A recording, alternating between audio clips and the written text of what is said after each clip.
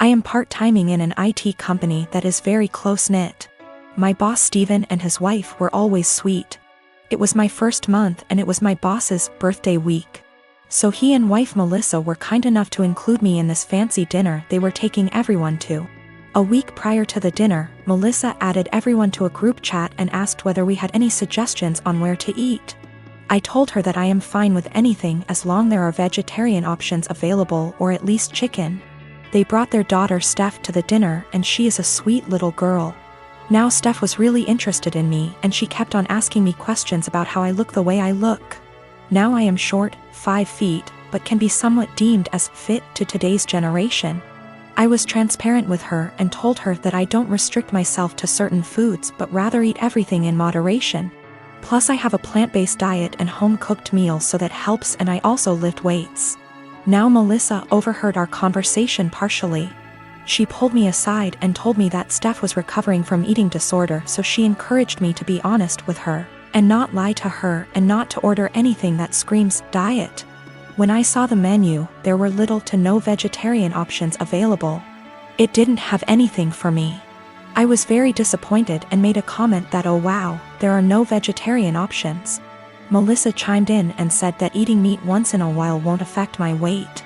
Now, when I say plant-based diet, it's not that I don't eat meat, but I only eat chicken maybe once a week as a side dish, and certain types of fish occasionally, but other than that I mostly eat vegetarian dishes. My food habits are not for my weight, but for my religion / culture. It has nothing to do with my weight. When the waiter came in, I was still glued to my menu when all the others had already ordered. Melissa said that oh, she will have the duck too, and I interrupted and said that no, I will have the garden salad. I hate salads, but there were no other veg options. Melissa got quiet. After a few minutes she told me that I shouldn't have lied and lead on her daughter if I was going to order a skinny salad and starve myself. She said that I am just like those IG influencers who lie to impressionable young girls about their food habits and bodies, and I just proved that by ordering a salad after giving her daughter a "don't restrict yourself" speech, and I probably triggered her eating disorder. I tried to explain that I only ordered a salad because there was no other option in the menu for me, but then she said that I should have just sucked up and eaten the duck as it isn't going to affect my weight, but then again, I corrected that it is a religious thing and not a diet thing. She said that if I eat chicken then obviously I would eat other animals too, and I was just putting up an act. It was horrible. She completely tore me down and I immediately left. I have a cousin by marriage, husband's cousin, that's 22 and dying of cancer. It was always her dream to marry and be a mom, and now that's not going to happen. It's hard on everyone. She has a much older fiancé, 30 years, and they had a symbolic wedding so she could have the experience. They started looking for ways to get access to a baby that she could take care of and experience some level of child care that way. But with 2020 and ethics in general, there's not a lot of ways to do that safely. My husband and I have the first and so far only children of our generation, who are 10 months and 23 months old. I had hopes that it wouldn't happen, but her parents asked me if she / they could borrow my younger baby for a few weeks. The cousin and her fiancé would basically be play acting having a baby. Her parents would also join in on pretending. There would be photo shoots and everything. This makes me really uncomfortable. It's really creepy. I cannot understate how creepy I think this is. I know that her not getting to live her dreams is sad, but I don't think this is the answer. I'm worried it will be traumatic for my baby. She's almost a year old and will, well, notice that her entire family will just vanish overnight for what will seem like forever. She's also still nursing, and they don't really seem to care about this factor. I'm really worried about problems down the road. This is setting a dangerous precedent of my child living under other guardianship. Her parents will have time to get attached and they could try to use that for familial pressure if not legally. Her fiancé is also a wild card in that regard.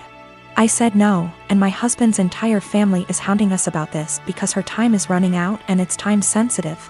They say we're being selfish.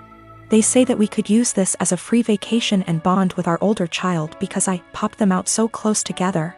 They want to compromise now by letting me come by a few times a day to bring milk. We still don't want to do this.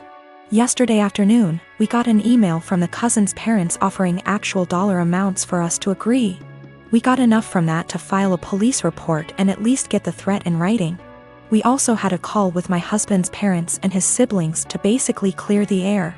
Apparently what they were telling people they asked for and what they were actually asking for were very different. Everyone on that call now had them blocked on social media except for mother-in-law, because of the cousin. This goes back 3 years when my mom and her girlfriend got engaged. My mom put in so much time and energy into organizing this wedding and was so excited.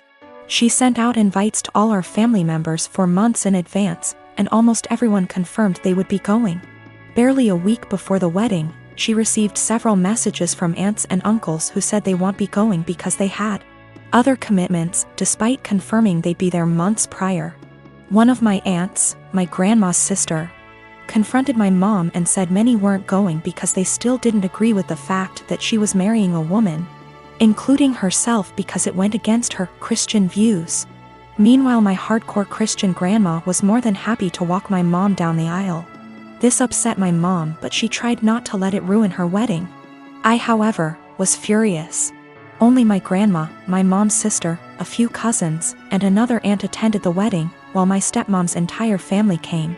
What really pissed me off was that 2 weeks later, my cousin who lives in a totally different state celebrated her sweet 16, and everyone who made excuses about not going to my mom's wedding made the journey all the way over there and posted pictures all over Facebook. It really broke my mom's heart and just felt like salt in the wound. I swore then that when I got married, everyone who did not show up to my mom's wedding would not be invited to mine. Fast forward to now, me and my girlfriend of 2 years got married first week of March, and I kept my word. The only ones we invited to our wedding was the family that did go to my mom's, and one other aunt who did have a good reason for not being there at the time because she was recovering from surgery. I wanted to clarify that I am in fact a guy. We even invited my stepmom's family too. Obviously my other family members found out and expressed their hurt over not being invited. I called them all out and said if they had a problem with my mom for being who she is, then they had a problem with me, and I wouldn't let toxic people be a part of a special day for me and my wife. My wife stood behind my decision, as did my mom. That still doesn't seem to stop them from thinking it was a move and are turning it into a whole family drama because they think it was unfair to punish them for simply believing in something different. Wow, thank you so much for all the love and support, everyone. My mother is disabled due to a neurological disease. She was diagnosed in her late 30s, and I remember that she was sick and needed help. I used to really look up to her as a supermom who could overcome any obstacle. That was until my father died. My father died over 10 years ago when I was still in high school. At that time my brother and I lived with my parents. I got a job when I was in high school after he left, cleaning the house, mowing the grass, buying food with money from work, paying bills when I could, the minimum wage is low, and cooking dinner for my mom and myself almost every night. My brother was rarely at home, except to sleep or because he needed money.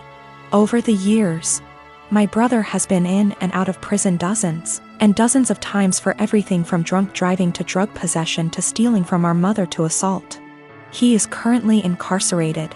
No one mentions him or expects anything of him, except my mother who, in violation of a court order for her own protection that she herself asked for, sends him money and speaks to him weekly as well as sends letters. Back to my father's death, a 7-month bout with illness. Almost 2 years after my father's death, I graduated from high school and went to college out of state. I sent money to my mom when I was in college, and I distinctly remember, for example, using my scholarship I got in December to buy Christmas presents for my mom and brother, because I knew they wouldn't have anything if I won't buy. No one reciprocated, but I did not expect this. To be honest, I didn't care either until it became the norm over the next decade. That very Christmas, I was barely 18 years old, and I was collecting pennies to buy a cheap refrigerator after I returned home for the winter holidays with gifts, only to realize that there was no food in the house. My brother, in a drug-fueled rage, tore down the Christmas tree I had bought and decorated, and threatened to kill himself if I didn't give him the money because no one loved him, and that would prove that I cared. It is important to note that even during this time, my mother continued to let my brother, who became a criminal, back to the house. I'll try to skip my college and graduate years, but suffice it to say that I met my current husband and spent less and less time at home. When I was at home or when my husband and I were visiting, it was like this: clean my mom's house, buy mom food, cook for mom, take care of my mom. I was and remain very firm with my mother that I would not let my brother in my life, as he threatened to kill me over the prescription cough syrup, threw me down the stairs and broke down the door to get to me, and some of the money I had at the time. I have no doubt that he will try to harm my child, my husband, or me in order to get what he wants. He told me he would find me and he would teach me a lesson for his perception that I wronged him for not giving him money. And I have zero contact with him. I have blocked all numbers that have anything to do with him, including friends he calls from outside the prison. P.S. My mother let him take my number from her phone.